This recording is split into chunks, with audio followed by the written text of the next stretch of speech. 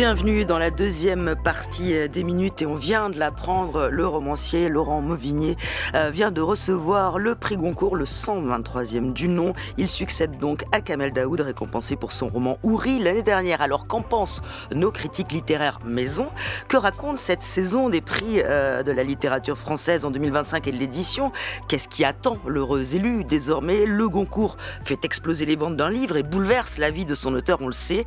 Est-ce vraiment une bénédiction? On va parler de tout ça avec mes camarades de jeu du jour. Et les joueurs, je vous les présente. Johan Farber, éditeur, essayiste et critique littéraire, bonjour. Bonjour Marie. Et Antoine Léris, critique et journaliste au magazine Lire, bonjour. Bonjour. Bienvenue à tous les deux. On va commencer tout de suite par une réaction de l'un et de l'autre sur cette annonce, Laurent Mauvigné couronné du prix Goncourt. Johan Farber. Moi, je trouve que c'est vraiment quelque chose d'assez naturel et logique au vu de la puissance de ce livre qui, je dirais, s'est imposé dès le mois d'août. Petit à petit, il a cheminé par rapport à Carrère qui, lui, était un peu entré dans une élection présidentielle. Il a fait ça un peu comme s'il concourait pour les Oscars avec force couverture de presse. Et là, en fait, il y a quelque chose qui s'est passé avec Mauvigné, il me semble, c'est que ce roman, en fait, ce qui est fort chez Mauvigné, c'est que c'est le romancier des personnages secondaires. C'est-à-dire que pour Mauvigné, l'histoire est faite à la fois d'un grand événement et de sensibilités très particulières, ce qu'on pourrait appeler les singularités quelconques. Et pour Mauvigné, l'histoire, c'est un personnage secondaire, plus un personnage secondaire, sans véritable héroïsme, sans vie majuscule, et qui tisse, en fait, ce qu'il tisse depuis le début, on l'a rappelé tout à l'heure, depuis Loin d'eux en 99, il a été quand même couronné par le prix Vepler pour Apprendre à finir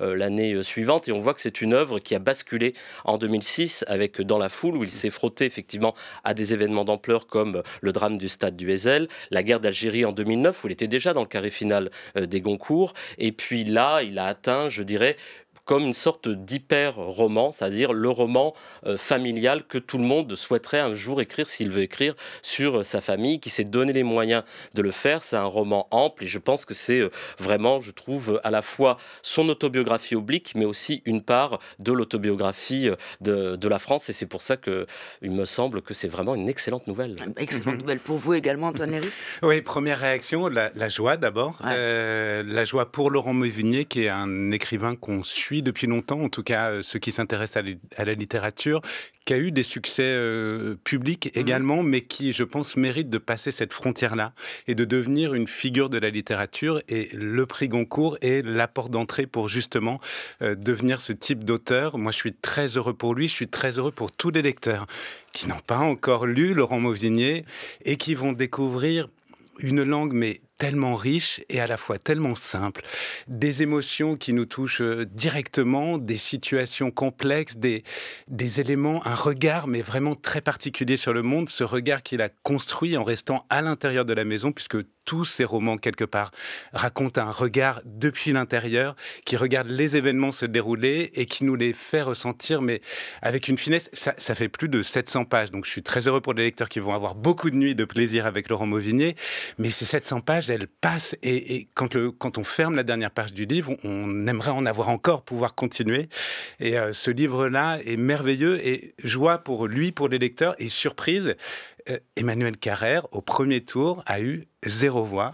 Et ça, je pense que c'est quand même un tout petit événement dans le milieu littéraire, parce que autant Natacha Apana ayant eu le féminin, on comprend qu'elle n'ait pas eu de voix, mais voilà. 6 voix pour Laurent Mauvigné, 4 voix pour Caroline Lamarche, et donc 0 pour Emmanuel Carrère. On va y revenir évidemment sur notamment Caroline Lamarche également, qui était un peu l'outsider, la surprise de ce dernier quatuor de tête. Mais tout de suite, j'aimerais bien qu'on aille faire un petit tour rapide à Drouan, où nous attend Marie Sorbier, qui est dans la cohue. Marie, vous m'entendez ? Oui, bonjour Marie, je vous entends très bien. Alors figurez-vous, je suis juste devant la salle Goncourt. Donc là, les serveurs sont en train de servir le fameux menu Goncourt aux membres du jury. Ils ne sont pas encore tous là, donc je ne peux pas rentrer dans la salle, mais je suis vraiment devant les portes. Donc dès qu'elles vont ouvrir, j'y serai. En tout cas, vous dire que la première réaction de tous les journalistes et critiques littéraires qui étaient là dans la salle au moment de l'annonce, c'était vraiment une réaction de joie. On avait fait des petits pronostics avant et 99% des gens présents étaient pour Laurent Mauvigné. Donc il y a eu à la fois de la joie et un soulagement. Et puis on l'a dit, Laurent Mauvigné jusqu'au premier tour. Donc on a eu cette annonce très rapide et elle est assez limpide. Et tout ce qui se dit ici, c'est que c'est vraiment la littérature qui a été récompensée. La phrase de Laurent Mauvigné, qui, on l'a dit, est un des grands écrivains français, mais qui n'avait pas encore reçu de prix. Donc voilà, l'erreur est réparée. La messe est dite, comme l'a annoncé Philippe Claudel tout à l'heure. Le président. Que je vais essayer d'avoir d'ici quelques minutes, mais je vous fais signe dès que les portes s'ouvrent. Parfait, Marie, on reste à votre écoute et à tout à l'heure. Je reviens avec vous, Antoine Léris et Johan Farber, tous les deux très heureux. Revenons justement sur les derniers concurrents dans ce quatuor de tête. Caroline Lamarche, par exemple, on s'y attendait pas du tout. Est-ce que l'un et l'autre, vous l'avez lu, vous connaissez un petit peu son parcours? Oui, moi j'aime beaucoup. Autrice belge. C'est une autrice belge, donc Caroline Lamarche, qui écrit depuis la fin des années 90, à peu près comme Laurent Mauvigné, et qui a d'ailleurs commencé par publier chez Minuit aussi. Et Caroline Lamarche, Le Bel Obscur, c'est un livre que moi je trouve un peu en dessous d'un excellent livre qu'elle avait sorti l'an passé, Cher Instant, je te vois, chez Verdier, qui est vraiment pour moi un chef-d'œuvre. Et là, je dirais qu'elle explore tout à fait autre chose. Elle est plus, je dirais, dans la tendance contemporaine d'une sorte de double enquête, une enquête à la fois sur ce Bel Obscur qui est Edmond, son ancêtre, et puis elle enquête aussi sur les obscurités de sa vie intime, celle qu'elle passe effectivement dans ce qu'elle appelle ce mariage où elle est en fait la femme d'un homosexuel et où elle vit ce qu'elle appelle l'effet domino, ce qu'on appelle plutôt l'effet domino de l'homophobie. Moi, je trouve que c'est un excellent roman. Je pense que c'est vraiment, il a eu toutes ses chances. D'ailleurs, on voit bien qu'il a eu 4 voix parce que effectivement, notamment par rapport à Emmanuel Carrère, c'est un vrai travail littéraire. Vous pensez que c'est pas le cas pour Emmanuel Carrère? Ah non, pas du tout. Je pense qu'effectivement, Emmanuel Carrère, c'est un livre qui est à la fois, que moi j'aime, qui me semble tout à fait refléter l'époque. C'est-à-dire, il aurait pu être en fait primé au Goncourt, parce que le Goncourt, on sait bien, c'est absolument pas, il n'y a pas de fonction de révélation, c'est plutôt une fonction d'accélération des ventes.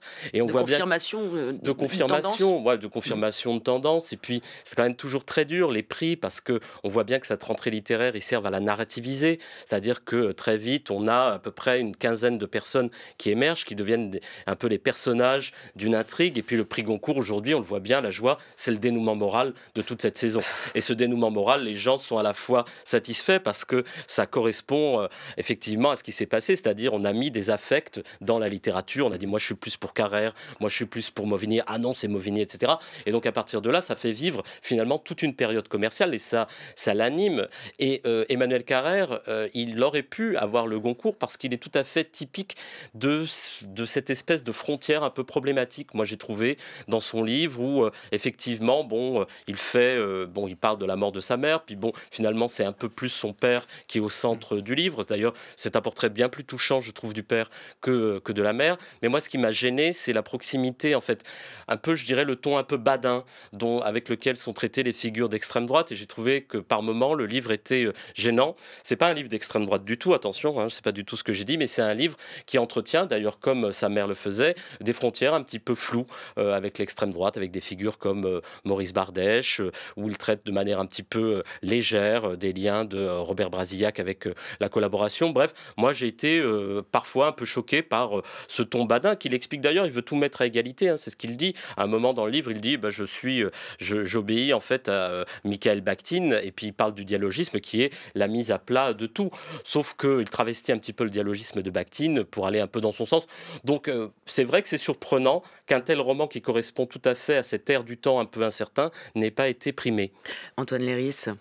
Alors sur quoi? Sur Carrère qui ne fait pas de la littérature? Non, alors je suis pas tout à fait d'accord. Je pense que c'est un conteur extraordinaire et justement là où le livre est intéressant, c'est que si on essaie de le raconter un peu simplement, on va dire qu'il parle de sa mère, secrétaire perpétuelle de l'Académie française, de son destin extraordinaire, historienne. Alors qu'en fait, il débute avec son père et il termine avec son père et que je pense que c'est là aussi la clé de ce roman et qui le rend infiniment intéressant. Ensuite, Emmanuel Carrère, en fait, c'est un genre littéraire à lui tout seul. Il faudrait faire un prix Emmanuel Carrère, il l'aurait à chaque nouveau roman.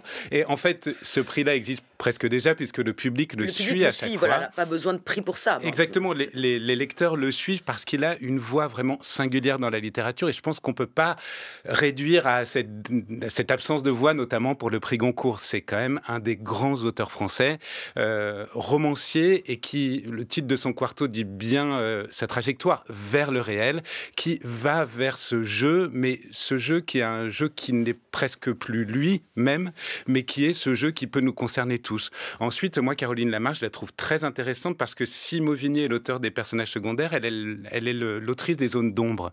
Et notamment cette zone d'ombre de ce mari qui lui révèle son homosexualité. Et l'histoire qu'on raconte, c'est l'histoire de cette émancipation, la plupart du temps. Elle raconte l'histoire de celle qui reste. Et de son effacement. Et exactement, de son invisibilisation, si j'arrive à le dire bien. Et en ça, je trouve le livre très intéressant. Et je trouve génial qu'elle ait été mise en avant dans cette dernière liste du Goncourt, puisque si vous allez en librairie, le libraire va vous dire « Ah le livre est épuisé, il faut le réimprimer au seuil ». Et ça, c'est déjà une bonne nouvelle pour la littérature et pour une autrice qui mérite d'être remarquée.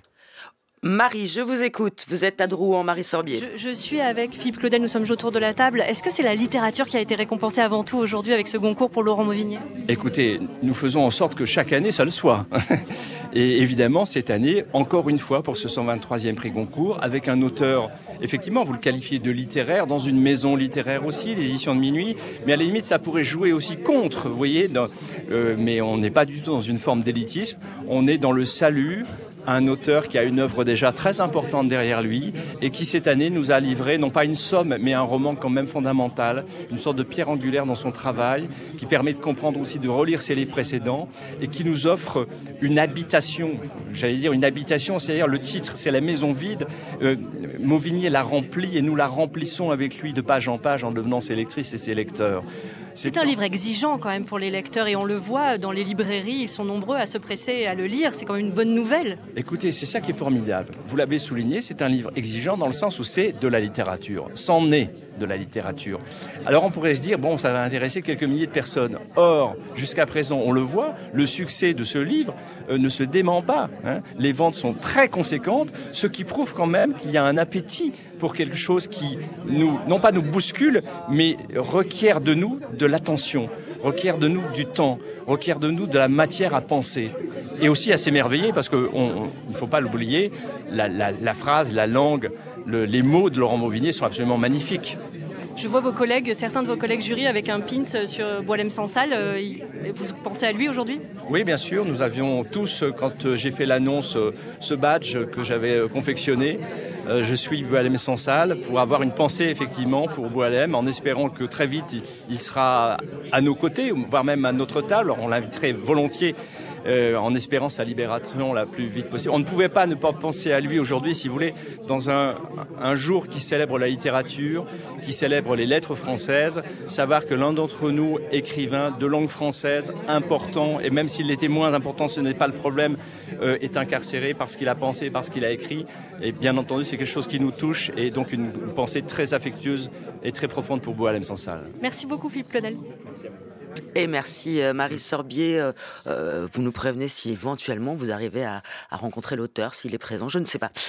On se retrouve en tout cas, Marie. Il doit arriver normalement. Voilà, il doit Poser arriver à la fenêtre, oui. Voilà, pour participer au repas, au déjeuner. Je reviens avec vous, c'est intéressant ce que disait Philippe Claudel quand il parlait de ce besoin qu'a le public, qu'ont les lecteurs, d'histoire, de fiction, d'imaginaire. Le roman de Laurent Mauvigné s'inscrit d'une certaine façon dans une tendance qu'on retrouvait dans cette rentrée littéraire qui était la recherche en direction d'une histoire familiale, personnelle, et en même temps un grand roman très ample d'imaginaire, et en ça, il s'inscrivait vraiment un peu à côté, en fait, de ce qui se jouait dans cette rentrée littéraire. Johan Farber. Oui, c'est une année, l'année 2025 en littérature, elle est quand même assez curieuse parce qu'elle a été marquée dans son premier semestre par Adèle Lyon, Mon vrai nom est Elisabeth, qui est quand même une enquête, une véritable enquête, c'est une thèse avec des archives et avec un côté sébaldien à la Zébald, avec beaucoup de production d'archives, de photos, de lettres. Et Mauvigné, c'est le contre-pied exact dans le second semestre, c'est le contre-pied exact, c'est-à-dire, il le dit très clairement dans le livre, je fais du roman, je ne fais que du roman. J'imagine. Et j'imagine, donc effectivement, c'est quelque chose qui redessine en fait, qui peut-être met fin, ou en tout cas qui instaure un nouveau paradigme, qui est celui finalement de la fin de l'enquête. C'est une sorte, le roman comme contre-enquête à cette tendance, et on voit bien que pour lui, la fiction, c'est un moment d'universalité. C'est-à-dire que la fiction, c'est le moment de la vérité. Et c'est pas parce que les histoires ont été inventées qu'elles ne sont pas vraies. Et c'est pas parce que les histoires ont été inventées qu'elles ne sont pas justes. Et il y a dans la production littéraire de Mauvigné depuis le début, depuis Loin d'eux, Apprendre à finir, ou encore ce livre magnifique de 2014, Autour du monde, qui était déjà un saut vers ces personnages secondaires. Il y a une manière de poser la fiction comme un outil de connaissance. Et je pense que c'est ça qui doit séduire en grande partie le public. C'est la possibilité d'identification qui est servie dans le récit par une réflexion sur le récit.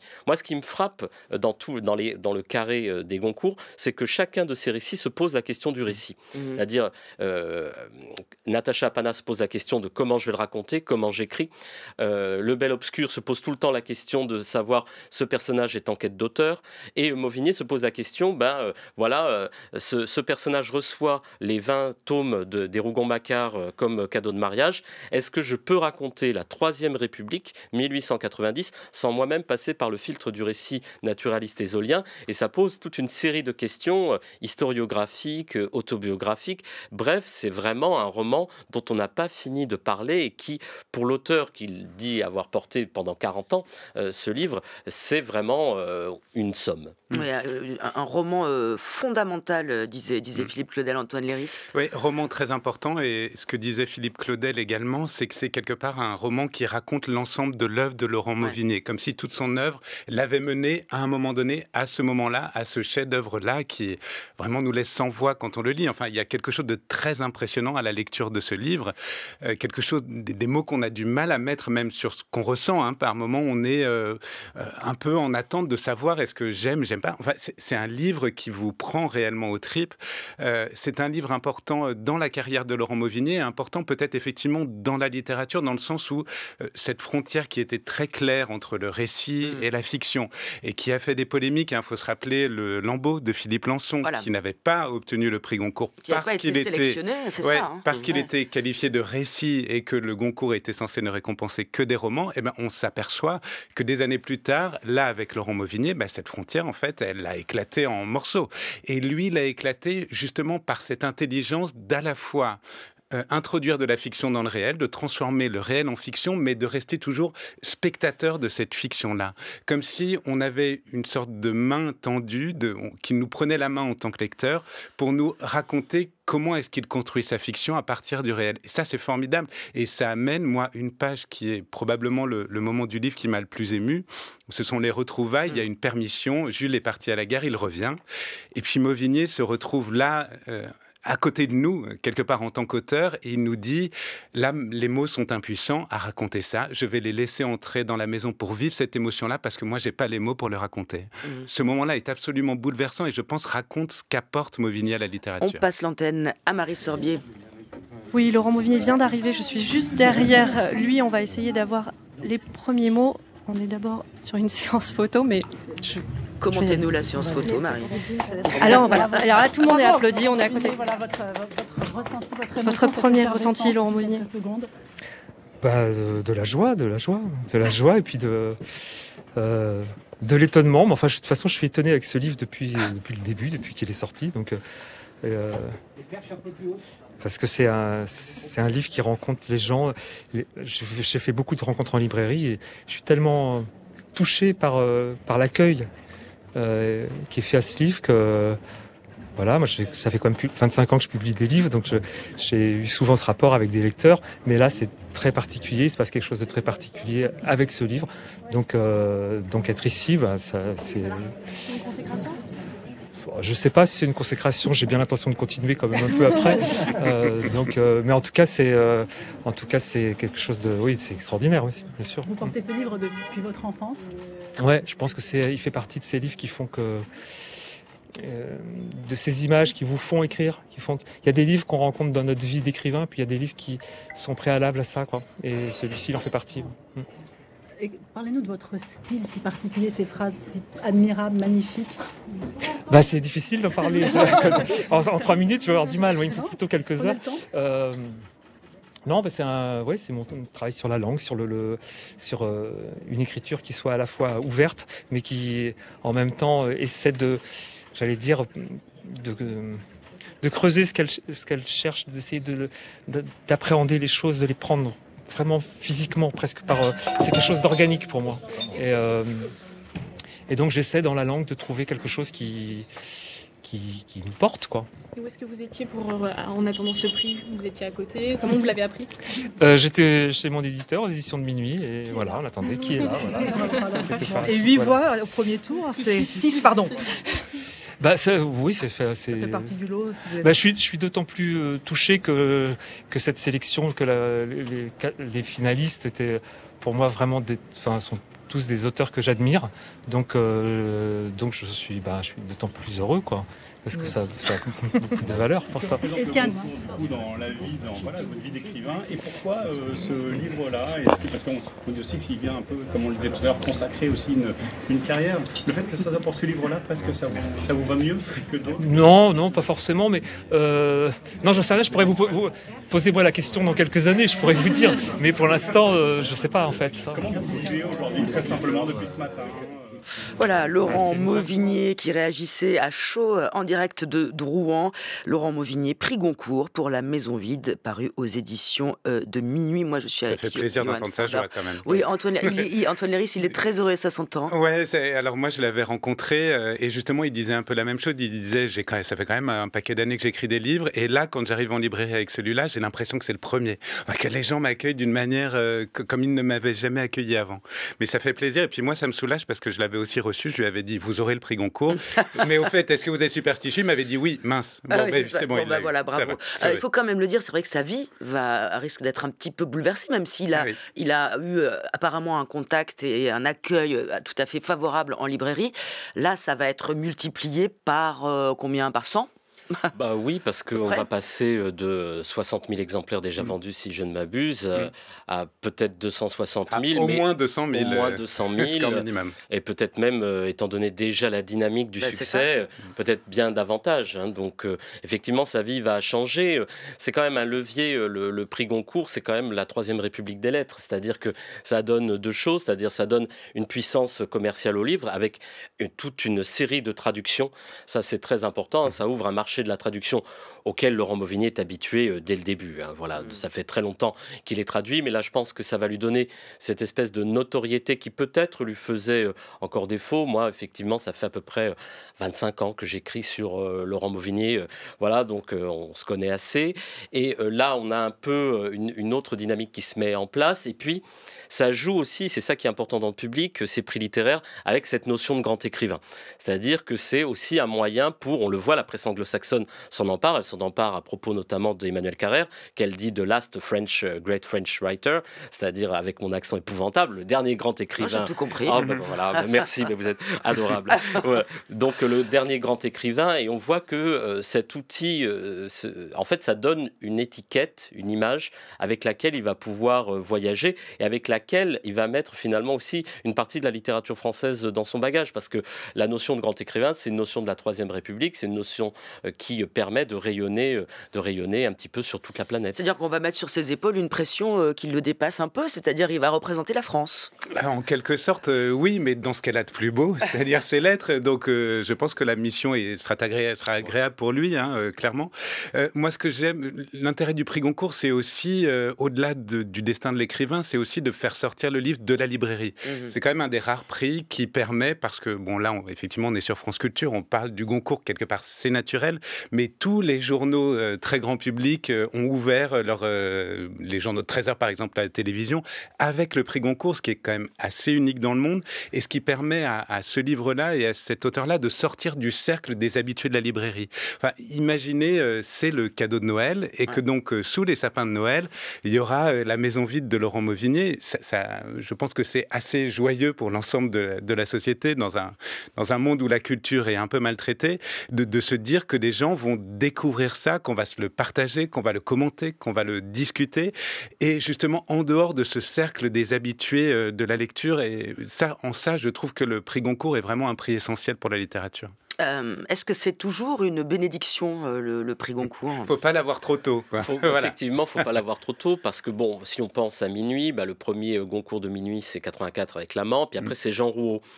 Et Jean Rouault, il l'a eu pour son premier roman, puisque dans le testament des Goncourt, il était dit qu'un premier roman devait être primé, et ça a été pris un petit peu comme le conte de fées, mais ça a été aussi un poids pour Jean Rouault, parce que ça a été très difficile pour lui après de pouvoir assumer à la fois cette notoriété, puisque c'était vraiment le conte de fées, il était kiosquier, ensuite il a eu ce prix Goncourt avec les Chants d'honneur, et après ça a été très difficile pour lui de passer à autre chose, et on voit bien comment ça peut aussi incapaciter l'écriture. Vous avez un prix Goncourt chez Minuit très heureux, le dernier, en 99, avec Jean Echenoz, avec Je m'en vais. Et Je m'en vais, mais il est tout le temps revenu, avec Au piano en 2003. Voilà, il a aussi redessiné son œuvre à l'horizon des années 2000, avec une trilogie des vies. Donc, tout dépend en fait de la manière dont, finalement, on l'a. C'est vrai que Echenoz l'a eu à un moment où sa carrière était déjà bien assise.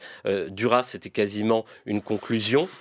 Jean Rouault, c'est vrai que c'était un peu un cadeau empoisonné. Moi, c'est l'exemple qui me vient. On peut penser à Alexis Génie aussi, Voilà, pour l'art de la guerre, exactement. par exemple. En fait, tout dépend du moment, et c'est en ça qu'on peut se dire que pour Laurent Mauvigné, c'est le bon moment. C'est-à-dire qu'il a déjà une longue carrière d'écrivain derrière lui, que ce livre-là est honnêtement son plus grand livre. Ensuite, le plus beau, c'est très subjectif, mais c'est son plus grand livre jusqu'ici. Donc que ce soit celui-là qui est récompensé, je pense qu'il n'aura pas trop de mal à porter ce poids-là. C'est vrai qu'ensuite, quand le Goncourt arrive trop tôt, eh bien, parfois, effectivement, ça a tendance à inhiber les écrivains. Jean-Louis Bory le racontait. En gros, je fais 200 000 exemplaires, et puis derrière, plus personne ne s'intéresse à mon travail, parce que ceux qui ont attendu le Goncourt veulent un Goncourt, et ceux qui méprisent le Goncourt ne liront pas la suite, puisque j'ai déjà eu le Goncourt. En gros, c'est ça le piège, où ensuite, ça peut avoir tendance à enfermer certains écrivains qui peut-être auraient un plus grand désir de liberté. Leila Slimani est condamnée un peu à refaire le même livre, tout comme Nicolas Mathieu, on va l'attendre exactement sur les mêmes choses, mais on le voit que ces deux écrivains-là, par exemple, arrivent malgré tout à produire quelque chose de nouveau à chaque roman. Et puis il y en a qui le vivent très très bien. Quand on pense à Laurent Godet, lui, il a très bien vécu son Goncourt, et pourtant il l'a eu très jeune. Il est resté très libre dans sa manière d'aborder la littérature. Donc voilà, ça dépend des moments, ça dépend des œuvres, ça dépend des moments de la vie des écrivains et des écrivaines aussi. Est-ce que vous êtes d'accord pour parler un petit peu de Natacha Apana, qui a eu quand même le Femina hier, ce qui fait qu'on savait qu'on pouvait supposer qu'elle ne serait pas sur le Goncourt aujourd'hui. Son roman, je vais le retrouver, pardon, excusez-moi, où est-ce que j'ai mis le titre de son roman? La nuit au cœur, bien sûr, chez Gallimard, pardon. Natacha Apana, donc Femina. Vous l'auriez bien vu, vous, Goncourt? Oui, moi je l'aurais bien vu au Goncourt parce que je pense que c'est vraiment une romancière d'envergure, extrêmement importante. Moi j'ai été un peu dérouté par La Nuit au cœur parce que déjà il y a une surprise autobiographique terrible qui est celle de cette tentative de féminicide dont elle a été victime. Et puis je trouve qu'elle explore deux choses qu'elle a toujours explorées, c'est-à-dire ici non pas le tropique mais le tropisme de la violence, c'est-à-dire elle essaie de voir quelles sont les répercussions de la violence. Et puis elle se pose, on le disait tout à l'heure, on l'évoquait, la question de est-ce que je le raconte assez bien? Est-ce que je le raconte bien? Est-ce que j'arrive à le restituer? Ça fait vraiment la force du récit, c'est-à-dire qu'il y a vraiment quelque chose qui interroge sur la prudence avec laquelle il faut parler des féminicides, qui sont, on le rappelle, des crimes de genre et puis des crimes structurels. C'est-à-dire, est-ce qu'il faut, comment le raconter? Est-ce que je ne suis pas trop didactique? Est-ce que je ne fais pas trop dans le pathétique? Bref, le récit s'auto-questionne en permanence et permet de mettre à nu ces trois destins de femmes qui sont un peu, je trouve, un clin d'œil aux trois femmes puissantes de Marianne Diaz. Donc là, c'est trois femmes impuissantées par effectivement une emprise qui est terrible et qu'elles vivent, dont deux jusqu'au prix de leur vie. Voilà, moi je trouve qu'elle aurait eu tout à fait sa place comme lauréate du Goncourt. Alors on va tout de suite retourner à Drouan, puisque vous le savez, le prix Renaudot est remis en même temps à Drouan, et c'est Adélaïde de Clermont-Tonnerre qui est avec vous, Marie Sorbier. Oui, je suis juste à côté d'elle. Je vais poser une question. Bonjour, bravo pour ce prix. C'est un roman qui a été récompensé cette fois-ci, un vrai roman d'aventure. Oui, un vrai roman, c'est ce que je disais, c'est vraiment quelque chose qui me tient à cœur. Moi, j'admire beaucoup l'autofiction. Il y a des textes magnifiques, mais laissons aussi une place au roman, à ces livres qui vous embarquent, à ces livres qui vous font vibrer, à ces livres qui vous permettent quelque chose qui est si important, qui est un exercice d'empathie, parce que c'est se glisser dans une autre peau que la sienne, c'est avoir d'autres vies que la mienne, quand on est lecteur, quand on est écrivain. Et je cite évidemment Emmanuel Carrère avec ça, mais c'est vrai que je trouve ça important d'être capable de comprendre l'autre de l'intérieur, surtout dans une époque où la nuance se fait rare, où l'humanité se rétracte et où il faut plus que jamais essayer de se comprendre les uns les autres. Qu'est-ce que ça signifie pour vous, un prix comme celui du Renaudot ? Mais c'est un rêve auquel je n'aurais jamais osé croire. C'est un encouragement inouï à continuer à écrire, moi qui en ai tellement douté pendant si longtemps. C'est l'espoir que du coup ma Milady, cette héroïne que j'aime tellement, va voguer vers beaucoup plus de lecteurs et que du coup, ça s'appelle « Je voulais vivre » ce texte, et bien grâce à ces lecteurs, elle va vivre. Et c'est une merveilleuse récompense. Merci beaucoup. Merci Marie Sorbier. Vous étiez donc avec Adélaïde de Clermont-Tonnerre qui a été couronnée du prix Renaudot 2025 pour son roman Je voulais vivre, paru chez Grasset.